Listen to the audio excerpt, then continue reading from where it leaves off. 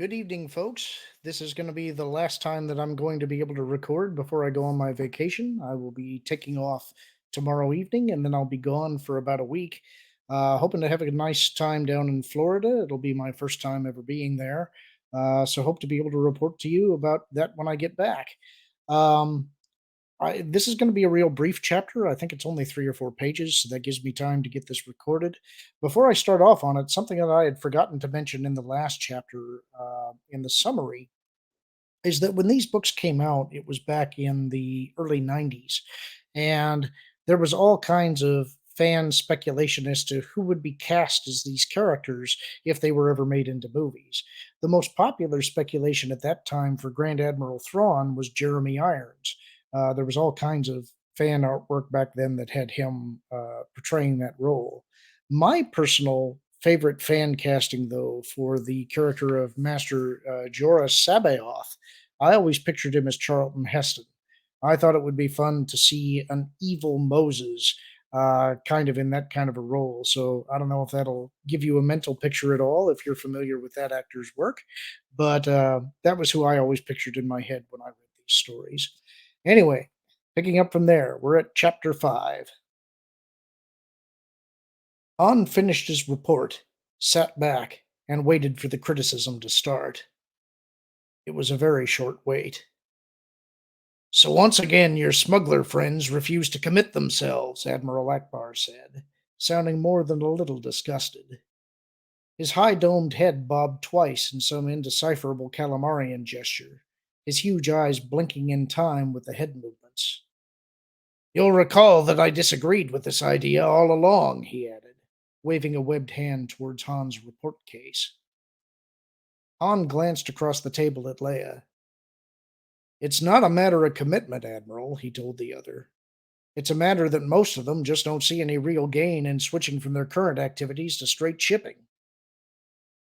Or else it's a lack of trust, a melodic alien voice put in. Could that be it? Han grimaced before he could stop himself. It's possible, he said, forcing himself to look at Borsk Failure. Possible? Falia's violent eyes widened, the fine cream-colored fur covering his body rippling slightly with emotion. It was a Bothan gesture of polite surprise, one which Failure seemed to use a lot. You said possible, Captain Solo? Han sighed quietly and gave up. Failure would only maneuver him into saying it some other way if he didn't. Some of the groups I've talked to don't trust us, he conceded.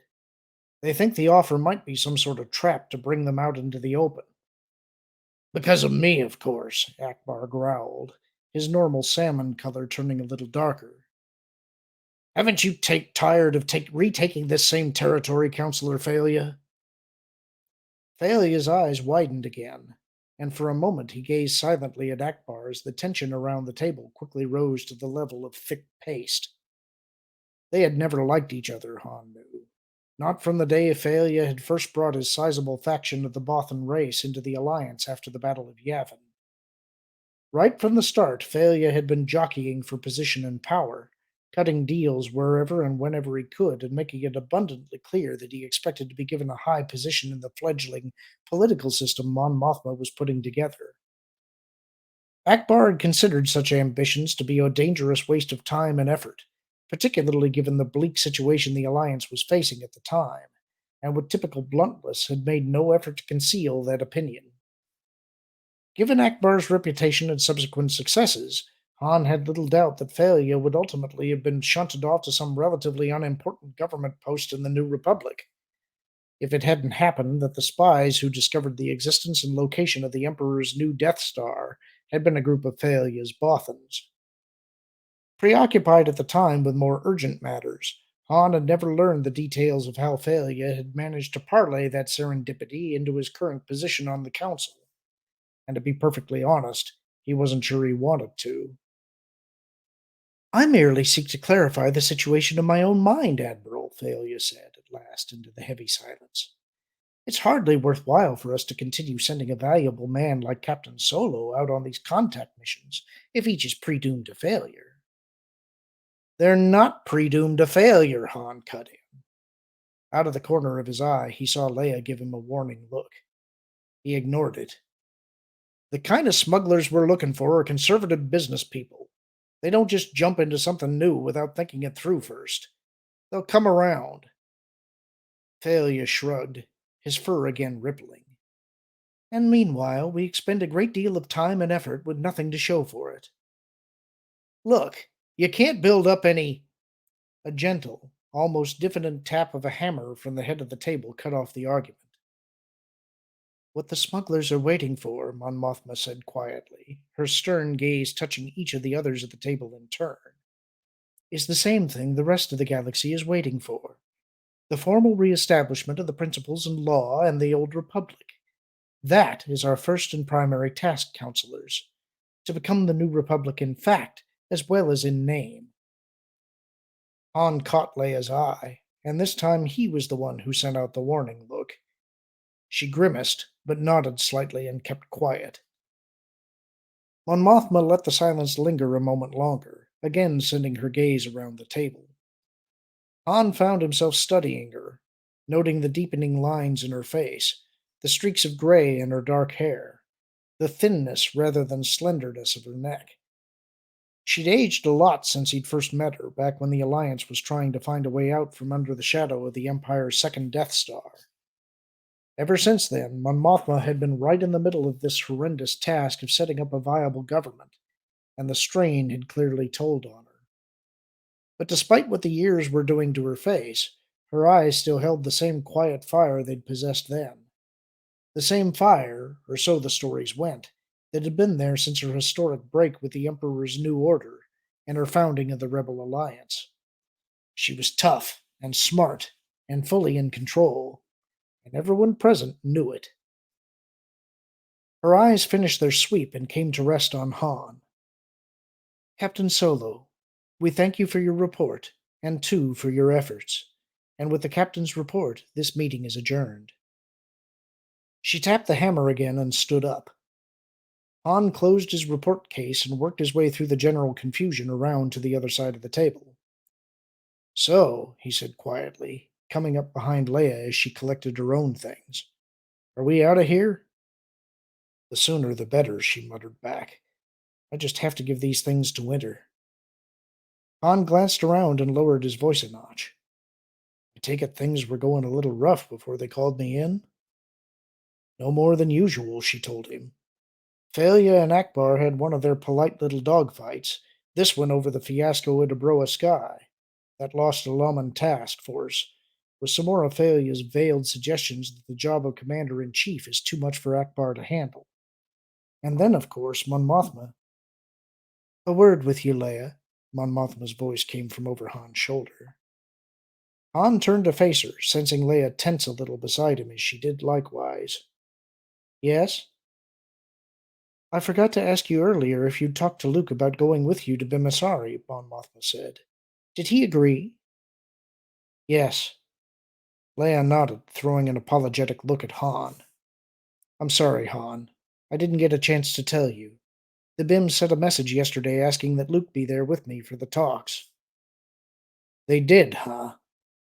A year ago, Han reflected, he would probably have been furious at having a painstakingly crafted schedule flipped at the last minute like this. Leia's diplomatic patience must be starting to rub off on him. Either that, or he was just getting soft. They give any reasons? The BIMs are rather hero-oriented, Mon Mothma said, before Leia could answer, her eyes searching Han's face, probably trying to figure out just how mad he was about the change in plans. And Luke's part in the Battle of Endor is rather well known. Yeah, I'd heard that, Han said, trying not to be too sarcastic. He had no particular quarrel with Luke's position in the New Republic's pantheon of heroes. The kid had certainly earned it. But if having Jedi around to brag about was so important to Mon Mothma, then she ought to be letting Leia get out of her with her own studies instead of foisting all this extra diplomatic work on her. As it was, he would bet on an ambitious snail to make full Jedi before she did. Leia found his hand, squeezed it. He squeezed back to show that he wasn't mad, though she probably already knew that. We'd better get going, she told Mon Mothma, using her grips on Han's hand to start steering him away from the table. We still have to collect our droids before we leave. Have a good trip, Mon Mothma said gravely. And good luck. The droids are already on the Falcon, Han told Leia as they wove their way through the various conversations that had sprung up between the counselors and staff members. Chewie got him aboard while I came here. I know, Leia murmured. Right, Han said, and left it at that. She squeezed his hand again. It'll be all right, Han. You, me, and Luke together again. It'll be just like old times. Sure, Han said, sitting around with a group of half-furred, half-size aliens listening to 3PO's precise voice all day as he translated back and forth trying to penetrate yet another alien psychology to figure out what exactly it would take to get them to join the New Republic. Sure, he repeated with a sigh. Just exactly like old times. And that's the end of the chapter. As you can see, this is another example of where they went incredibly wrong with the sequel trilogy. We're already setting up a reunion of all of the main heroes being together again. Han and Leia have continued their position within what is now the New Republic. Han actively involved in trying to recruit smugglers and working with Leia to recruit whole planets into the New Republic bureaucracy. There are problems. They're a fledgling government. They have limited resources, but they're doing everything that they can to diplomatically bring the galaxy together. This is what people wanted to see. Why they chose to make them a failure, only to prop up their own characters. How they ever thought that was going to work, I don't know. I guess you'll have to ask the bean counters. Anyway, I'm going to be off for the next week or so. I hope that you all have a great week. It's probably going to take me a day or two to get caught up when I do get back, but I look forward to talking to all of you when I do. In the meantime, have a great week, and I'll see you real soon.